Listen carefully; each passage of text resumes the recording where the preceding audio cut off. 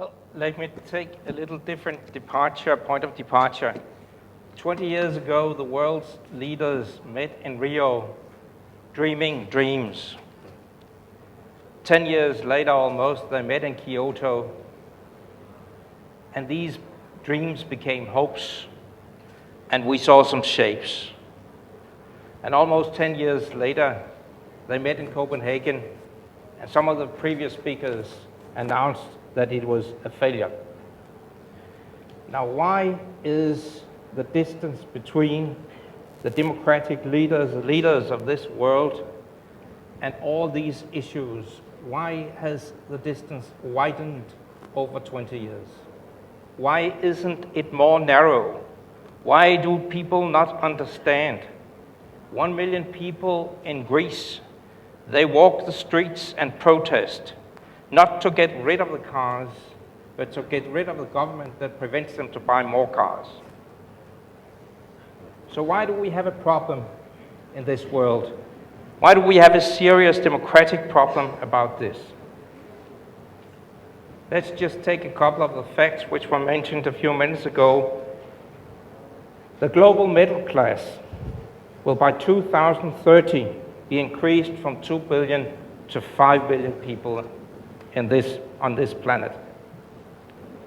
The so-called ecological footprint analyses tell us that we are using today double the planet's resources. And this problem is mainly felt by poor people. Lack of water, increasing food prices, this is a daily reality for the masses of this world, not for us in here. Industry has an increasing co-responsibility to solve these problems, and I think they know it. But let's turn to the way it all started thousands of years ago. Let's ask ourselves a question: have people always been throwing things away? No. Since the dawn of civilization, humanity has celebrated the early recoming of rain, of harvest, of livestock, reflected in spiritual, religious, and cultural expressions, in folk culture over the centuries. Modernization and industrialization have tended to forget this heritage. People throw away. It's not the poor people that throw away, it's us that throw away. It's a middle class that started throwing things away. We have to speak to ourselves maybe a little more than we do.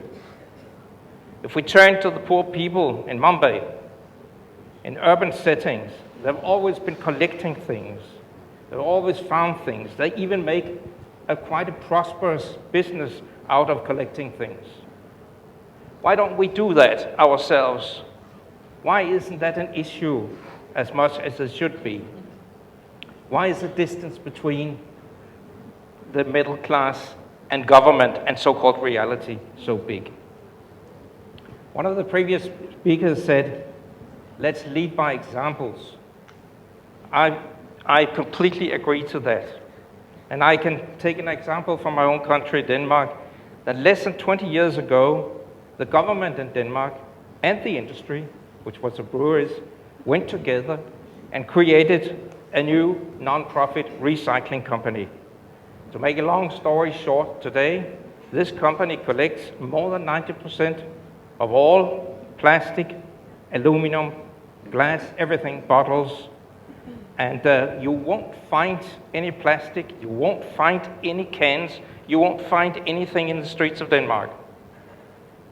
On top of that, the market price of the aluminum, which is recircled, is very, very close to real clean aluminum, which again means that the segregation of all the waste is close to perfect. How does this happen? It doesn't happen because the politicians tell people that it should happen. It does not happen because the industry tells them that this is the way to do.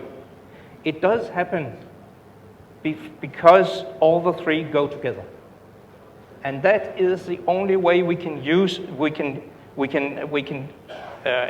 cope with these problems. That is the golden triangle fighting. Mr. Gandhi told about it. The golden triangle fighting this problem. It is a matter of government rules. It's a matter of industrial wiseness, but it's first and foremost a matter of consumers' way of living their lives. Actually, engaging consumers in the public, it does require appeals to the common person, the common man. And I think we're getting better at that, but we must improve. Connecting business and values around recycling, that requires a mindset. We don't have that mindset yet. It needs to be stimulated. And it's not enough to talk about it in forums like this. We have to educate people. We have to train people. We have to introduce it in the business schools, in the homes. The Copenhagen Business School has established programs for introducing the mindsets of sustainable development, including recycling, into its curriculums, as well as into the social life of the students at the Copenhagen Business School. It is a matter of how they live their daily life when they are in business school. I think that the driving force of this problem will be that this, I would say, the new industrial revolution,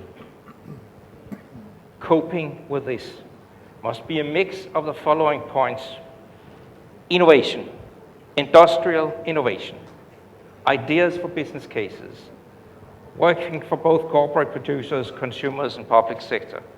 Second, corporate ethics, CSR, stressing the value of, for instance, recycling. Third, quality standards, always quality standards. Fourth, government involvement, be it regulatory or be it just to enable recycling in daily practice. And then fifth, and most important, engaging citizens and consumers. We have to tell the story about this, not to show figures from universities. We have to make this narrative wisdom about it. Then we can move the masses, then the politician can move, and they have the support needed, be it the poor or middle class. This way of doing things is a need to have, not nice to have. Thank you.